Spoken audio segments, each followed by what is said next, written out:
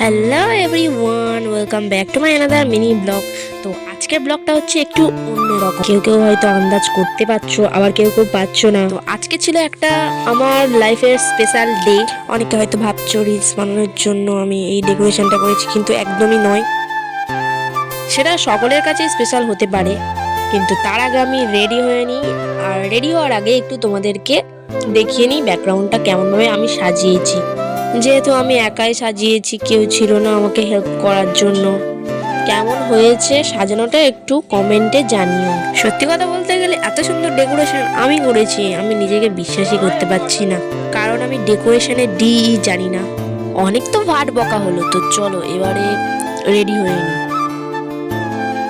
তো আগে সবাইকে আমি দেখতাম যে কি সুন্দর গেট রেডি উইথ মি বানিয়েছে, তো আজ আমি ট্রাই করলাম কেমন হয়েছে একটু কমেন্টে জানিও। তো আজ আমি করতে চলেছি গেট রেডি উইথ মি। তো লাইফের ফার্স্ট টাইম করতে চলেছি, কেমন হয়েছে দেখে কমেন্টে জানিও।